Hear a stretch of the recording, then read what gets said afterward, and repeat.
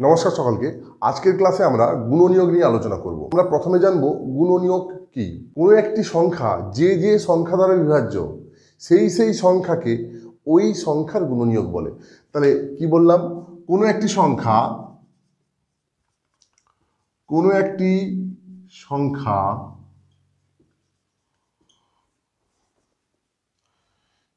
যে যে সংখ্যা দ্বারা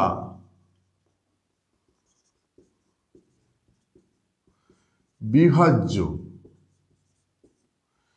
সেই সংখ্যাকে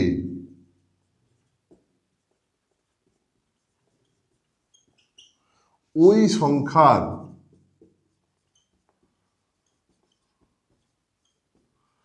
গুণনীয়ক বলে। তাহলে এটা যদি উদাহরণস্বরূপ আমি ধরি, কেমন ধরতে পারবো?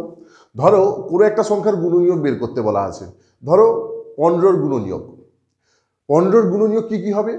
সবসময় মনে রাখবে, যে কোনো সংখ্যার গুণনীয়ক কিন্তু এক এবং সেই সংখ্যা হয়। কারণ যে কোনো সংখ্যাকেই এক এবং সেই সংখ্যা দ্বারা ভাগ করলে ভাগ কেটে যায় বা বিভাজ্য হয়। ওটাই ভাগ কেটে যাওয়া মানেই হচ্ছে এই বিভাজ্য। কোনো একটা সংখ্যা দ্বারা বিভাজ্য বলতে সেটা ওই সংখ্যাকে আরেকটা সংখ্যা দিয়ে ভাগ করলে ভাগ কেটে যায়, অর্থাৎ ভাগশেষ শূন্য হয়, তখনই বলা হয় বিভাজ্য। বিভাজ্য কথাটার মানেই হচ্ছে এটা। ঠিক আছে? ধরো 15 কোন সংখ্যা দ্বারা বিভাজ্য? 15 সবসময় 1 দ্বারা বিভাজ্য হবে। আর কি হবে? 3 দ্বারা হবে, 5 দ্বারা হবে, 15 দ্বারা হবে।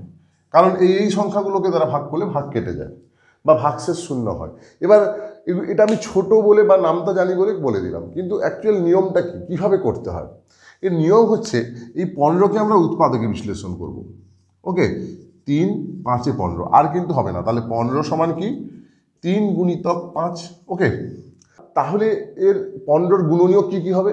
আমি বলেছি কি, 1 এবং সেই সংখ্যা হবে। তাছাড়াও এই যে ভাঙলে যে সংখ্যাটা পাবো, এটাকে উৎপাদকে বিশ্লেষণ বলে। এই উৎপাদক বিশ্লেষণ করলে যেটা পাবো, যে সংখ্যাগুলো পাবো সেইগুলোই হবে। তাহলে এখানে 3 আর 5 হচ্ছে 3 আর 5। এবার কখনো কখনো কিন্তু এইখানে ভাঙলে এখানে শুধু 3 5 আছে বলে হয়ে যাচ্ছে। এখানে পর একটা কাজ করতে হবে। কি করতে হবে? এগুলোকে ওলট পালট করে গুণ করতে হবে। এখানে দুটো সংখ্যা আছে বলে কিন্তু জাস্ট ওই দুটো সংখ্যাই হচ্ছে, আর হচ্ছে না। কিন্তু কোনো ক্ষেত্রে ওইগুলোকে ওলট পালট করে গুণ করে দেখতে হয়। তখন যে সংখ্যাগুলো পাই সেগুলোকেই বলা হচ্ছে তার গুণনীয়ক, অর্থাৎ সেগুলো দ্বারাই বিভাজ্য।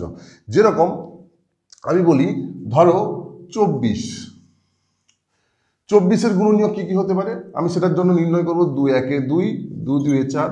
আমি লিখে দিলাম 24-এর গুণনীয়ক কি হবে? 2 6 12, 2 3 6। তাহলে 1 হবে বলেছি।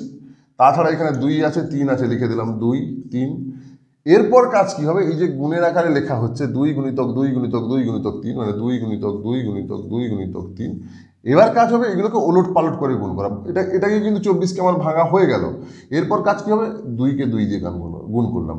2কে 2 দিয়ে গুণ করলে কত হবে? 4। এটাও তাহলে তার গুণনীয়ক বা উৎপাদক হবে। বা এই 2কে এই 3 দিয়ে গুণ করলাম, 2 3 6। আবার 3টে 2কে গুণ করলাম, 2 দিয়ে 4 2 8। ওকে, আবার দুটো 2 আর একটা 3কে গুণ করলাম, 2 2 4 4 3 12। এইভাবে আলাদা আলাদা যত রকম সংখ্যা পাবো সেগুলো কিন্তু লিখতে থাকবো। এবার আর কিছু হবে না, এগুলোকে ভাঙলে এই 12 পর্যন্তই হবে এবং শেষে 24 লিখবো। ঠিক আছে? আমি বলেছি কি 1 এবং সেই সংখ্যা যার গুণনীয়ক বের করব, তো সেটা এবং 1 অবশ্যই লিখতে হবে, তবেই তার গুণনীয়ক পাবো। ঠিক আছে? আচ্ছা, এইভাবে কিন্তু গুণনীয়ক নির্ণয় করতে হয়। গুণনীয়ক নির্ণয় করার সহজ নিয়ম কিন্তু এটাই, আর লিখবো এইগুলো। ঠিক আছে? তাহলে আমি যদি বলি একটা সংখ্যা, ধরো একটা বড় সংখ্যার গুণনীয়ক বের করতে বলি, তাহলে কিভাবে আমরা বের করব? দেখো, ধরো বলা হলো 72-এর গুণনীয়কগুলি কি? 72-এর গুণনীয়ক, 72-এর গুণনীয়কগুলো কি হবে? সেটার জন্য আমাকে 72কে উৎপাদকে বিশ্লেষণ করতে হবে। ঠিক আছে? 2 3 6, মানে 72কে 2 দিয়ে ভাগ করা হচ্ছে, ভাগফলটা এখানে লেখা আছে 36। 36কে 2 দিয়ে ভাগ করলে 2 1 2 16, 2 8 16। আমি কিন্তু মুখোমুখি করে নিচ্ছি, অসুবিধা হলে সাইডে ভাগ করে নেবে। 2 9 18, 3 3 9। তাহলে এখানে যে সংখ্যাগুলো পেলাম আগে লিখে নিই। প্রথম তো 1 হবে অবশ্যই, 2 আছে 2 লিখে নিলাম, 3 আছে 3 লিখে দিলাম। এবার গুণ আকারে লিখবো, 2 গুণিতক 2 গুণিতক 2, 3টে 2 আছে লিখে নিলাম, গুণিতক 3 গুণিতক 3। এবার এগুলোকে ওলট পালট করে গুণ করব। ঠিক আছে?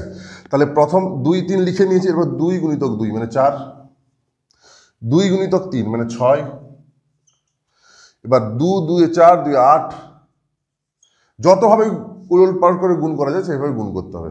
তারপর 3 গুণিতক 3 9, তারপর 2 2 এ 4, একটা 3 নিলাম, 2 2 4 3 12, ওকে। তারপর 3, দুটো 3 একটা 2, 3 3 9 2 18। আর কি কি হতে পারে? তিনটে 2 গুণ করে একটা 3 নিলাম, ধরো 2 2 এ 4, 4 2 8, 8 3 24। তারপর দুটো 3 গুণ করে দুটো 2 দিলাম, 3 3 9 আর 2 2 4, 9 4 36, তাই না? দিলে এইভাবে করলে কিন্তু মাঝখানে কোনো ফাঁক ফোকর থাকবে না, এখানে কিন্তু সব পেয়ে যাব, ঠিক আছে। তারপর 72, আর কিন্তু নেই। তাহলে দেখো 72-এর এতগুলো গুণনীয়ক এইভাবে যদি আমরা মুখে মুখে করতে যাই, এইটা না করে, এই উৎপাদক বিশ্লেষণ যদি না করে করতে যাই, আমরা কিন্তু কোথাও না কোথাও ফাঁক থেকে যাবে গুণনীয়ক বের করতে গিয়ে।